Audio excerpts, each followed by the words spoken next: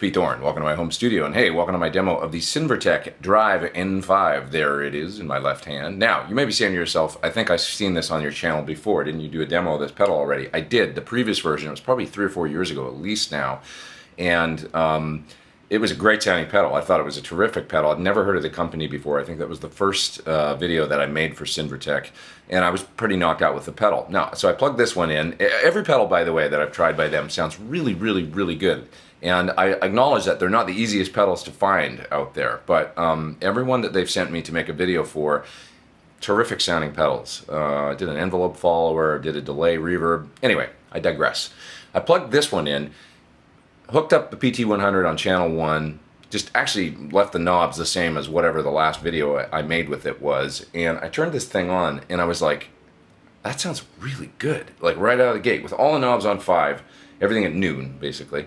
It just sounded terrific to me and really, really familiar. So I turned off the pedal and then I went back and hit the channel switch on the PT100, went over to channel 2, and lo and behold, it was almost really, honestly, the same sound. It was very, very, very, very similar. I had to go back and listen a couple times back and forth just to check, but they've really nailed that drive character. I mean, it's obviously kind of in the Marshall vein, but you know, it's all about a balance of highs, lows, and the clipping and all that stuff. And when it all comes into focus, and it just sounded really, really familiar to me, I was just knocked out. So I'm going to read from their copy a little bit here on their website. They said they've modified and adjusted the frequency response in this new version of the pedal to make the tones more transparent and natural without any compression. They've optimized the dynamic response so that when you're turning down the guitar volume, the tone becomes better than before, like better than the previous version, I guess. And the semi-clean tone can express the tone of the guitar itself.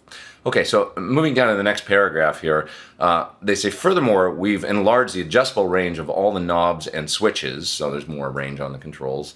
And so the changes have become more obvious, so the N5 is suited for more music styles and matches more clean channels. This is really an important feature that a drive pedal should have. I would agree with that, for sure. When connecting to the clean channel, the N5 even can produce the drive tone that is exactly the same as the amp's drive channel. I don't know about that with every amp, but I have to say that was my first impression of it with my amplifier in particular, was that I was able to get so close. So anyway, coming up here in a second, I'm going to give you some audio examples. And one of the things I did was record a quick clip through the PT100 channel 2 with the pedal off, so you can hear that drive tone.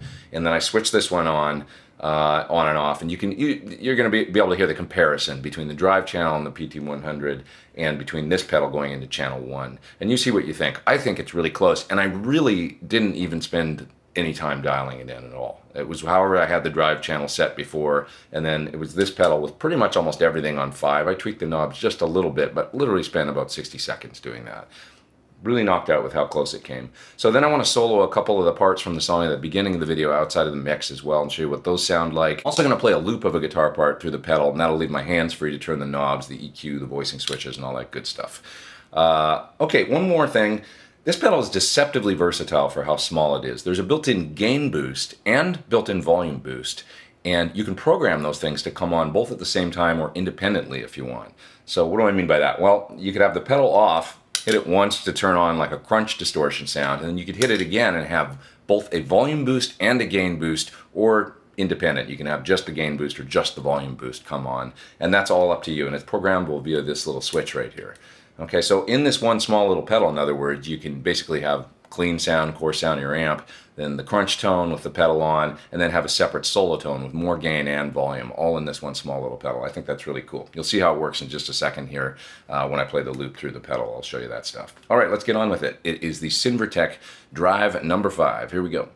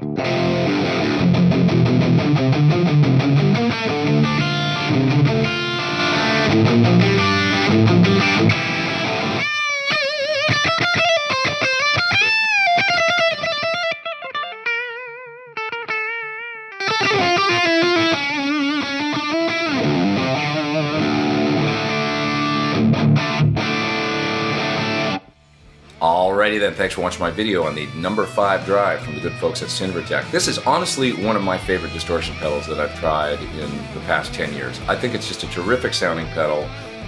Really, as you can hear, gets really close to the distortion tone that I'm most familiar with, which is the channel 2 on my PT100 amp. They can be a little bit difficult to find, but I think it's worth the search and the hunt because what a terrific sounding pedal. It's really versatile, it's well thought out, and you know, with an EQ this versatile and all the voicing switches and stuff, you know, it should match up with a lot of different amplifiers really well, I would think. Alright, you can check it out further at that website you see there on your screen. I am Pete Thorne. Take care, over now.